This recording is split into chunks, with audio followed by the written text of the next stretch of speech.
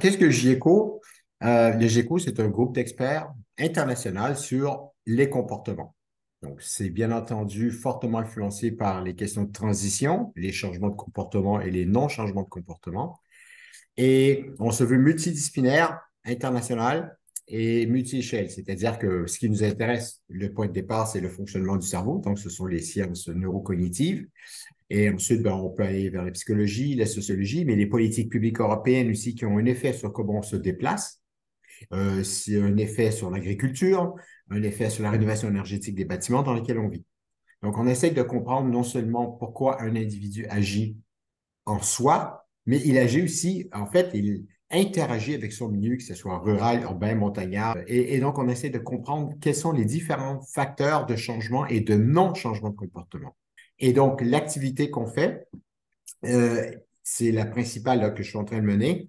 On est en cours de rédaction de notre premier rapport sur les drivers of behavioral change and non-change, donc les facteurs de changement et de non-changement de comportement dans des efforts de transition.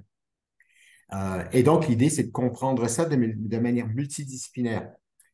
Et donc, ça veut dire aussi débat entre nous. On n'est pas toujours d'accord sur l'importance de tel facteur sur tel changement de comportement ou pas. Un des débats, par exemple, c'est que les sciences cognitives vont nous dire ben, le cerveau est paresseux, il n'aime pas le changement, et qu'il y a même des gens qui, et c'est vrai, ressentent de l'angoisse à l'idée même de devoir changer. Et là, on leur demande de changer de mode de vie. C'est difficile à faire passer. Mais à la sociologie, il montre une partie de la population qui trouve ça fun de changer, ludique, que c'est un défi. Alors, comment ça se fait qu'à partir d'un même cerveau humain, biologiquement, qui fonctionne plus ou moins de la même manière, on n'a pas les mêmes réactions émotionnelles et psychologiques au changement? Et c'est pour ça qu'on a besoin de se parler, c'est pour être capable de répondre à ce type de questions, en fait. D'où l'approche multidisciplinaire. On est complètement indépendant du GIEC, qui est un organe des Nations Unies, très imbriqué dans les Nations Unies. Et on a eu pas mal de discussions en interne, mais aussi avec certains membres des Nations Unies, pour finalement conclure qu'il valait mieux être autonome des Nations Unies parce qu'on soulève des questions potentiellement de démocratie, de système politique, de système économique, et donc soumis à pas mal de pression de la part des pays, etc. Alors, le premier rapport est un travail par des scientifiques, mais déjà un premier travail de vulgarisation, mais c'est quand même dédié à des gens avec une formation de scolarité, etc., assez élevée. Ce qu'on veut faire ensuite, en revanche, c'est de ce qu'on aura compris de tous ces chapitres, on va en extraire des rapports thématiques spécifiques. Ça peut être, par exemple, un rapport multidisciplinaire sur l'effet de l'urbanisme sur les changements de comportement. Et donc, et ça va être écrit avec derrière l'idée que ça soit utile aux décideurs et aux donneurs d'ordre, que sont en fait les collectivités territoriales qui peuvent avoir un effet sur la planification urbaine, sur la mobilité. On va en avoir un aussi sur la question des émotions et de leurs impacts sur, par exemple, les prises de décision en management des entreprises au moment où ils décident de changer. On sait aussi, par exemple, grâce aux sciences des comportements, que le droit à l'erreur ressenti, perçu et pratiqué est un des facteurs déterminants dans les conditions d'innovation d'une entreprise ou d'une collectivité territoriale, c'est pareil.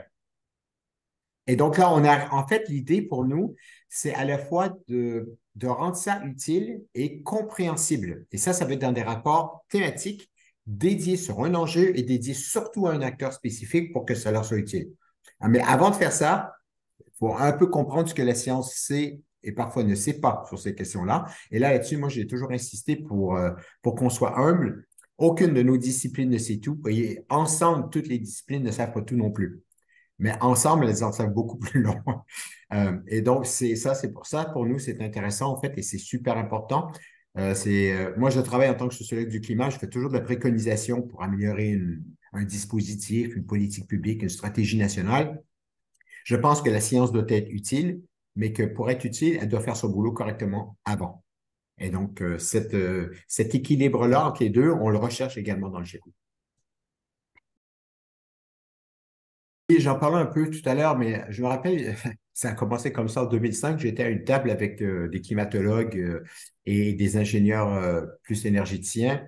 On parlait de climat et en fait, on me regardait comme une poule regarde un marteau. Qu'est-ce que le sociologue fait là? Ça, c'était la réaction de base jusqu'en 2010 environ. Les premiers acteurs qui ont vu l'intérêt pour les sciences sociales, les sciences des comportements sur les questions d'énergie, de climat et de transition, ce sont les pouvoirs territoriaux, pouvoirs publics territoriaux. Parce qu'en fait, elles mettent en œuvre des politiques publiques et là, ça fonctionne pas. Où il y a des gens qui sont pas contents, des gens qui font autrement, des gens qui les ignorent. Ça vient râler. Et on essaie de comprendre pourquoi. Deuxième élément qui est apparu, c'est un peu plus tard avec les Gilets jaunes, c'est toute la question des inégalités qui peuvent être renforcées, voire augmentées par des politiques publiques qui se veulent quand même éthiques et moralement fondées, c'est-à-dire des politiques de transition. Donc, comment on fait stratégiquement pour diminuer les effets négatifs des politiques publiques qui vont quand même dans le bon sens? Et là aussi, les sciences sociales ont leur mot à dire. Et donc, moi, j'ai vu une bascule à partir de 2012-2015 où là, les gens qui viennent me chercher pour dire, ben, expliquez-nous comment vous, parce qu'on a besoin de vous, ils ne savent pas trop comment je travaille, mais ils sentent qu'ils ont besoin des réponses qu'on peut leur apporter. Une des premières choses qui sera enrichissant pour nous, c'est que la plupart des gens qui travaillent en sciences sociales euh, ne comprennent pas c'est quoi un kilowattheure, pour le dire franchement. Et donc, avoir une meilleure compréhension d'un système énergétique, de ce que ça veut dire un mégawatt. Ces éléments-là vont avoir un effet, en fait, sur la manière dont on peut mener des recherches en matière de comportement. Et donc, il y a ça, c'est nous enrichir, nous, d'un point de vue technique. On ne deviendra jamais ingénieur, c'est pas pour ça qu'on est devenu comportementaliste, mais être moins ignorant de ces enjeux-là sont super importants si on veut faire un bon boulot en la matière. Il y a aussi quelque chose, un signal faible qui émerge en ce moment, auquel j'ai participé un peu, ça m'a intéressé, c'est la question de la prospective. Vous n'êtes quand même pas trop mauvais sur vos scénarios. Et puis moi, ce qui m'intéresse, c'est de voir comment les sciences sociales, la sociologie peut participer à de la modélisation. Donc ça, c'est pas évident parce qu'on parle souvent de subjectivité et comment on peut modéliser la subjectivité. Ça pose des questions de recherche, d'épistémologie, etc., mais des questions très pratiques aussi. Mais aussi de la prospective et de la modélisation, les deux. Donc, comment est-ce qu'on peut, en tant que sociologue, faire de la prospective qui, en fait, ne sera pas simplement de la mauvaise science-fiction? Parce qu'on a des données, mais qu'est-ce qu'on peut en faire? Et donc, ça, ces échanges-là avec vous, ça m'intéresse vachement, en fait. Personnellement, et je pense qu'il y a un mouvement en ce moment sur les sciences sociales où il y a de plus en plus, il n'y en a pas énormément, mais ça intrigue des gens. Il faut savoir que l'ADEME a embauché il y a à peu près 2 ans une ancienne étudiante de Sciences Po, pour bosser sur la question de prospective des modes de vie. Donc là, il y a un poste qui a été créé dans l'Agence de la transition nationale en France sur la question de prospective et sciences sociales. Donc là, il y a des échanges à faire, il y a un très gros travail à faire, incluant quelles sont les limites de cet exercice pour nous et pour vous. Qu'est-ce que ça induit pour vous de faire de la modélisation si jamais, et des scénarios, si jamais on fait des modes de vie sociologiquement, statistiquement corrects en tout cas, et qu'est-ce que ça nous fait à nous de devoir tenter de faire cet exercice? Non, j'ai hâte de continuer nos échanges avec Nekawatt et de manière formalisée.